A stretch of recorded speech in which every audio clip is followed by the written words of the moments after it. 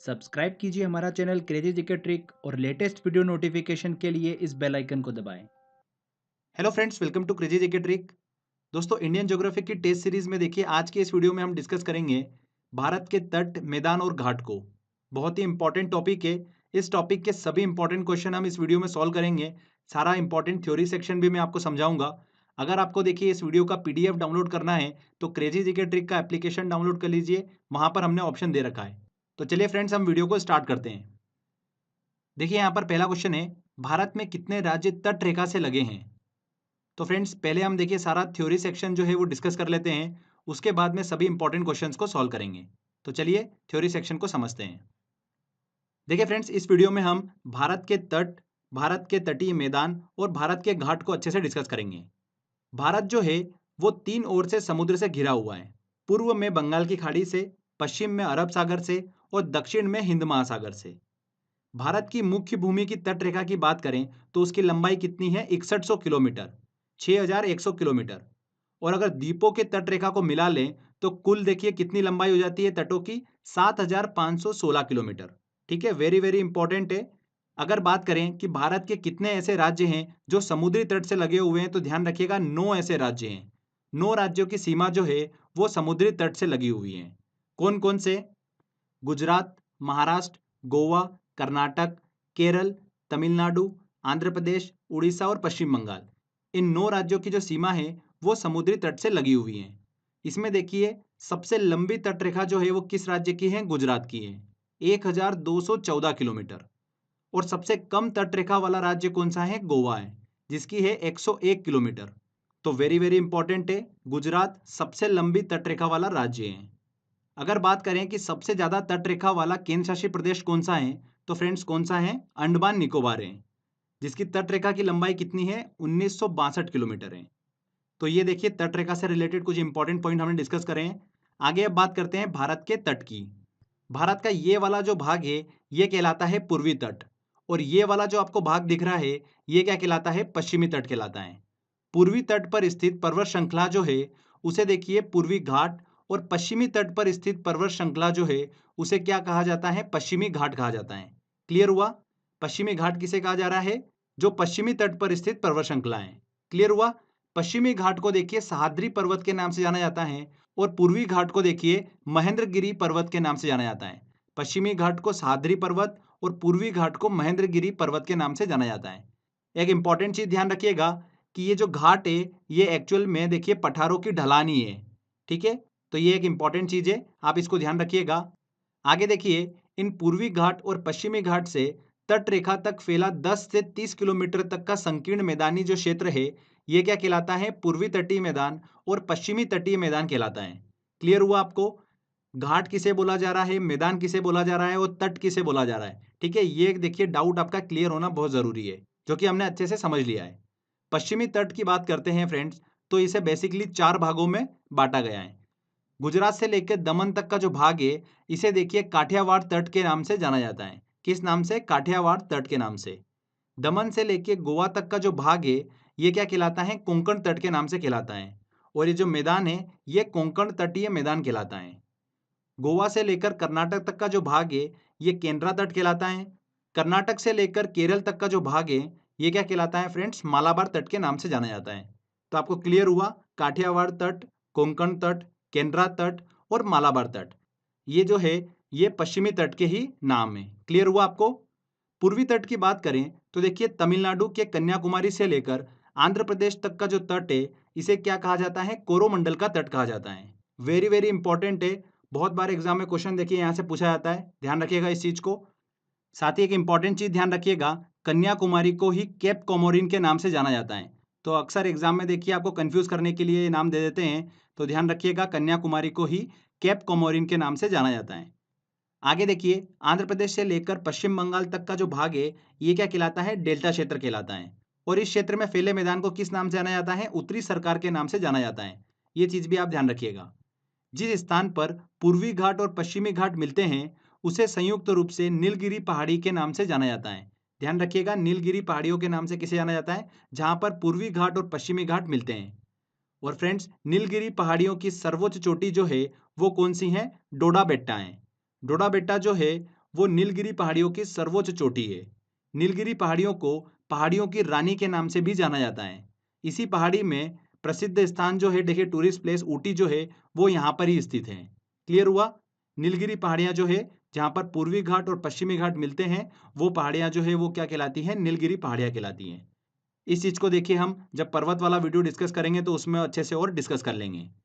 आगे देखिए, पूर्वी तटीय मैदान की नदियाँ जो है बेसिकली डेल्टा का निर्माण करती है। ये हमने देखिए नदी वाले लेक्चर में डिस्कस करा था। और पश्चिमी तटीय मैदान की नदियाँ जो है वो ज्वार नद मुख मतलब एस्चुरी का निर्माण करती हैं। तो डेल्टा क्या होता है और एस्चुरी क्या होता है, ये हम देखिए नदी वाले वीडियो में अच्छे से डिस्कस कर चुके हैं। अगर आपने देखिए भारत की नदियों वाला वीडियो नहीं देखा है तो वीडियो देख लीजिए, वेरी वेरी इंपॉर्टेंट वीडियो है वो। वहाँ से देखिए 1-2 क्वेश्चन जो है एग्जाम में अक्सर पूछे जाते हैं, और उसी वीडियो में मैंने डेल्टा क्या होता है और ज्वार नदमुख मतलब एस्चुरी क्या होता है वो अच्छे से समझा रखा है। आगे देखिए एक इंपॉर्टेंट चीज, उड़ीसा के आसपास का जो तटीय मैदान है और महानदी का डेल्टा क्षेत्र जो है उसे फ्रेंड्स उत्कल मैदान के नाम से जाना जाता है। किस नाम से जाना जाता है? उत्कल मैदान के नाम से जाना जाता है। अब देखिए फ्रेंड्स, पूर्वी तटीय मैदान का विस्तार जो है वो पश्चिमी तटीय मैदान की अपेक्षा अधिक है, जो कि कृषि दृष्टिकोण से बहुत ही ज्यादा उपयुक्त है। इसीलिए पूर्वी तटीय मैदान में पश्चिमी तटीय मैदान की अपेक्षा अधिक जनसंख्या जो है वो देखने को मिलती है। क्लियर हुआ? तो फ्रेंड्स देखिए, ये कुछ इंपॉर्टेंट पॉइंट्स हमने डिस्कस कर रहे हैं भारत के तट और भारत के तटीय मैदान से रिलेटेड। तो आई होप आपको समझ में आया होगा। चलिए अब क्वेश्चन की तरफ चलते हैं और सारे इंपॉर्टेंट क्वेश्चंस को हम सॉल्व करते हैं। देखिए हमारा पहला क्वेश्चन, भारत में कितने राज्य तट रेखा से लगे हैं? तो कितने ऐसे राज्य हैं जो समुद्री तट से लगे हुए हैं? 9 राज्य हैं। C answer. भारत की तट रेखा की कुल लंबाई है। भारत की तट रेखा की कुल लंबाई कितनी है? यहाँ पर देखिए अप्रोक्स हमको 7,500 किलोमीटर देखने को मिल रहा है, तो डी आंसर सही होगा। भारत के किस राज्य का समुद्री तट सबसे अधिक लंबा है? तो किस राज्य की देखिए समुद्री तट रेखा जो है वो सबसे ज्यादा है? गुजरात की है। सी आंसर यहाँ पर बिल्कुल सही होगा। बहुत बार ये क्वेश्चन एग्जाम में पूछा जाता है। चलिए अगला क्वेश्चन लेते हैं। निम्नलिखित में से किस तट से भारत का औसत समुद्र तल जो है वो नापा जाता है? तो देखिए इसको हम पहले समझ लेते हैं, फिर ये क्वेश्चन को सॉल्व करेंगे। देखिए फ्रेंड्स, दुनिया में ऊंचाई नापने के लिए वैज्ञानिकों को एक ऐसे पॉइंट की जरूरत थी जो एक समान रहे, मतलब उसमें चेंजेस हमको देखने को ना मिले। तो वैज्ञानिकों ने देखा कि समुद्र से अच्छा इसका कोई दूसरा विकल्प है ही नहीं। इसका कारण यह है कि समुद्र का पानी एक समान रहता है और पृथ्वी पर 71% भाग पर समुद्र ही है। तो दुनिया में ऊंचाई नापने के लिए समुद्र की सतह की औसत ऊंचाई को बेस माना गया। क्लियर हुआ आपको? अब देखिए गुरुत्वाकर्षण बल के कारण समुद्र तल की पृथ्वी के केंद्र से दूरी जो है वो बराबर नहीं होती है। चट्टानों की मोटाई के कारण गुरुत्वाकर्षण बल जो है उसमें हमको चेंजेस देखने को मिलता है। इसी कारण से समुद्र तल की पृथ्वी के केंद्र से दूरी जो है वो बराबर नहीं होती है। इसीलिए हर एक देश ने अपने सर्वेक्षण के अनुसार किसी एक जगह के समुद्री तल को बेस मान लिया है। तो भारत में चेन्नई तट स्थित समुद्री तल जो है मतलब सी लेवल जो है उसको बेस माना गया है। क्लियर हुआ आपको? तो चलिए अब क्वेश्चन की तरफ चलते हैं। यहाँ पर पूछा जा रहा है कि किस तट से भारत का औसत समुद्री तल जो है वो नापा जाता है? तो किस तट से? चेन्नई तट से। यहाँ पर बी आंसर जो होगा वो सही होगा। सर्वाधिक तटीय अपरदन होता है। अपरदन क्या होता है? इरोजन जो प्रक्रिया होती है वो क्या होती है? एक प्राकृतिक प्रक्रिया होती है जिसमें चट्टानों का विखंडन होता है और विखंडन से निकले ढीले पदार्थ जो है वो एक स्थान से दूसरे स्थान पर चले जाते हैं। इसमें वायु, जल और सागरीय लहरें जो है वो प्रमुख योगदान देती है अपरदन में, ठीक है, इरोजन में। जिसमें अगर समुद्री तटीय अपरदन की बात करें तो सबसे ज्यादा जो है अपरदन देखने को मिलता है वो सागरीय लहरों के कारण देखने को मिलता है। तो यहाँ पर देखिए लहरों से सर्वाधिक तटीय अपरदन जो है वो देखने को मिलता है। ये आंसर यहाँ पर बिल्कुल सही होगा। तमिलनाडु व आंध्र प्रदेश के तट का नाम है। तो फ्रेंड्स मैंने आपसे डिस्कस करा था, तमिलनाडु से लेकर आंध्र प्रदेश का जो तट होता है ये क्या कहलाता है? कोरोमंडल का तट कहलाता है। यहाँ पर ए आंसर सही होगा। चलिए अगला क्वेश्चन लेते हैं। निम्नलिखित में से किस भारतीय राज्य की समुद्र तटीय सीमा सबसे छोटी है? सबसे छोटी समुद्र तटीय सीमा किसकी है? गोवा की है, 101 किलोमीटर की। और सबसे ज्यादा समुद्र तटीय सीमा किसकी है? गुजरात की है। भारत के निम्नलिखित तटों में से कौन कृष्णा डेल्टा एवं केप कोमोरिन के मध्य स्थित है? तो फ्रेंड्स केप कोमोरिन मतलब देखिए कन्याकुमारी, और कृष्णा डेल्टा तो यहां से यहां तक के बीच में कौन सा तट है? कोरोमंडल का तट। यहाँ पर ए आंसर सही होगा। निम्नलिखित में से किसे केप कोमोरिन के नाम से जाना जाता है? तो कन्याकुमारी को जो है वो केप कोमोरिन के नाम से जाना जाता है। भारत की प्रादेशिक जल सीमा समुद्र तट से कितने समुद्री मील की दूरी तक है? तो फ्रेंड्स, भारत की प्रादेशिक जल सीमा क्या है, भारत का संलग्न क्षेत्र क्या है, इनसे रिलेटेड देखिए सारे पॉइंट्स पहले हम डिस्कस कर लेते हैं, उसके बाद में इन क्वेश्चन को सॉल्व करेंगे। तो देखिए, प्रादेशिक समुद्री सीमा, जिसे टेरिटोरियल सी भी कहा जाता है, ये तटीय जल का एक ऐसा बेल्ट होता है जो भारत की आधार रेखा से 12 समुद्री मील तक फैला है। इसे देखिए क्षेत्रीय सागर या क्षेत्रीय जल भी कहा जाता है। इस क्षेत्र के उपयोग का भारत को जो है वो पूरा अधिकार दिया गया है। एक समुद्री मील बराबर कितना होता है? 1.8 किलोमीटर होता है। ठीक है, तो 12 समुद्री मील तक फैला जो क्षेत्र है आधार रेखा से, वो क्या कहलाता है? प्रादेशिक समुद्री सीमा कहलाता है, टेरिटोरियल सी कहलाता है, क्षेत्रीय सागर। आगे देखिए, समीपस्थ मंडल की बात करते हैं, कॉन्टिजियस जोन की बात करते हैं, तो भारत की आधार रेखा से 24 समुद्री मील तक ये फैला हुआ क्षेत्र है और भारत को इस क्षेत्र में साफ सफाई से लेकर सीमा शुल्क, वित्तीय अधिकार जो है वो प्राप्त हैं।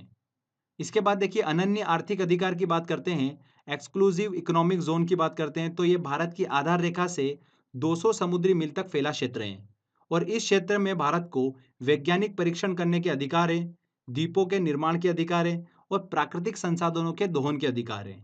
तो क्लियर हुआ आपको? प्रादेशिक समुद्री सीमा जो है वो 12 समुद्री मील तक है, समीपस्थ मंडल मतलब कॉन्टिजियस जोन जो है वो 24 समुद्री मील तक है और अनन्य आर्थिक अधिकार जो है वो 200 समुद्री मील तक हैं। तो ये इंपॉर्टेंट पॉइंट है, इन चीज़ों को ध्यान रखिएगा। चलिए अब क्वेश्चन की तरफ चलते हैं और सॉल्व करते हैं। भारत की प्रादेशिक जल सीमा समुद्र तट से कितने समुद्री मील की दूरी तक है? तो कितनी मील की दूरी तक है? 12 मील तक, ये आंसर। भारत का संलग्न क्षेत्र कॉन्टिजियस जोन प्रादेशिक जल सीमा के आगे कितने समुद्री मील की दूरी तक है? तो प्रादेशिक जल सीमा के आगे कितने समुद्री मील की दूरी तक है? 24 मील की दूरी तक, बी आंसर। तमिलनाडु का समुद्र तट कहलाता है, तमिलनाडु का देखिए समुद्री तट जो है वो क्या कहलाता है? कोरोमंडल तट कहलाता है। ये एग्जाम में देखिए बहुत बार क्वेश्चन पूछे जाते हैं। चलिए अगला क्वेश्चन लेते हैं। निम्नलिखित में से कौन सा तट पश्चिमी तट का भाग नहीं है? काठियावाड़ तट बिल्कुल भाग है पश्चिमी तट का, कोंकण तट भी है, मालाबार तट भी है, कोरोमंडल तट जो है ये पूर्वी तट का भाग है। भारत का पूर्वी समुद्री तट किस नाम से जाना जाता है? दीघा तट के नाम से, कोरोमंडल तट के नाम से, कोंकण तट के नाम से या मालाबार तट के नाम से? तो कोरोमंडल तट के नाम से जाना जाता है। कोंकण तट कहाँ से कहाँ तक विस्तृत है? तो फ्रेंड्स, दमन से लेकर गोवा तक का जो भाग है ये क्या कहलाता है? कोंकण तट कहलाता है। तो यहाँ पर देखिए गोवा से दमन, सी आंसर। पूर्वी तटीय मैदान का एक अन्य नाम है, पूर्वी तटीय मैदान का देखिए कोरोमंडल तटीय मैदान जो है उसे कहा जाता है। पश्चिमी घाट है, मतलब जो पर्वत श्रृंखला है पश्चिमी तट पर, वो क्या है? बेसिकली पठारों की ढलानी है, सी आंसर। भारत के पश्चिमी तटीय मैदान के उत्तरी भाग को किस अन्य नाम से भी जाना जाता है? तो भारत का देखिए पश्चिमी तटीय मैदान जो है इसके उत्तरी भाग को किस अन्य नाम से जाना जाता है? कोंकण तटीय मैदान के नाम से भी जाना जाता है। तो यहाँ पर सी आंसर जो होगा वो सही होगा। चलिए अगला क्वेश्चन लेते हैं। मन्नार की खाड़ी किसके तट के साथ अवस्थित है? देखिए फ्रेंड्स, ये खाड़ी जो है भारत के दक्षिण पूर्व सिरे और श्रीलंका के पश्चिमी तट के बीच स्थित है। तो ये देखिए कहाँ पर आ रही है फ्रेंड्स? ये आ रही है कोरोमंडल तट, मतलब तमिलनाडु के यहाँ पर। तो यहाँ पर जो होगा वो ए आंसर सही होगा। तमिलनाडु के तट के साथ जो है वो अवस्थित है मन्नार की खाड़ी। कोरोमंडल समुद्री तट किस राज्य में अवस्थित है? किस राज्य में? तमिलनाडु में। पश्चिमी तटीय मैदान की नदियां किसका निर्माण करती हैं? पश्चिमी तटीय मैदान की नदियां जो है वो किसका निर्माण करती हैं? ज्वारनद मुख एस्चुरी का निर्माण करती हैं। और पूर्वी तटीय मैदान की नदियां जो है वो डेल्टा का निर्माण करती हैं। नेक्स्ट क्वेश्चन लेते हैं। पूर्वी तटीय मैदान की नदियां किसका निर्माण करती हैं? पूर्वी तटीय मैदान की नदियां जो है वो किसका निर्माण करती हैं? डेल्टा का निर्माण करती हैं। पश्चिमी तट पर स्थित पर्वत श्रृंखला को कहा जाता है, जो पश्चिमी तट की पर्वत श्रृंखला है उसे क्या कहा जाता है? सह्याद्री पर्वत के नाम से जाना जाता है। और पूर्वी तटीय जो पर्वत श्रृंखला है उसे क्या कहा जाता है फ्रेंड्स? महेंद्रगिरी पर्वत के नाम से जाना जाता है। नेक्स्ट क्वेश्चन देखिए, उसी से रिलेटेड है। पूर्वी तट पर स्थित पर्वत श्रृंखला को कहा जाता है, क्या कहा जाता है? महेंद्रगिरी पर्वत के नाम से जाना जाता है, बी आंसर। भारत में निम्न में से किस राज्य के तटीय मैदान क्षेत्र को उत्कल का मैदान जो है वो कहा जाता है? किसे कहा जाता है? देखिए, उड़ीसा राज्य के तटीय मैदान क्षेत्र को उत्कल का मैदान जो है वो कहा जाता है। इसी उत्कल के मैदान में चिल्का झील जो है वो स्थित है, जो कि भारत में खारे पानी की सबसे बड़ी झील है। तो ये देखिए हमने भारत के तट, घाट और मैदान से रिलेटेड सारे इंपॉर्टेंट पॉइंट डिस्कस कर लिए हैं। आई होप आपने बड़ी आसानी से सारे क्वेश्चन सॉल्व कर लिए होंगे। तो फ्रेंड्स, अगर आपको ये वीडियो अच्छा लगा है तो प्लीज़ वीडियो को लाइक करिए, शेयर करिए और कमेंट करके ज़रूर बताइएगा कि वीडियो कैसा लगा। अगर आपने अभी तक चैनल को सब्सक्राइब नहीं करा है तो सब्सक्राइब भी कर लीजिए, क्योंकि इस तरीके के वीडियो जब भी मैं अपलोड करूँगा आपको उसका बेनिफिट मिलता रहेगा। तो फ्रेंड्स, मिलते हैं अगले वीडियो में। जय हिंद, जय भारत।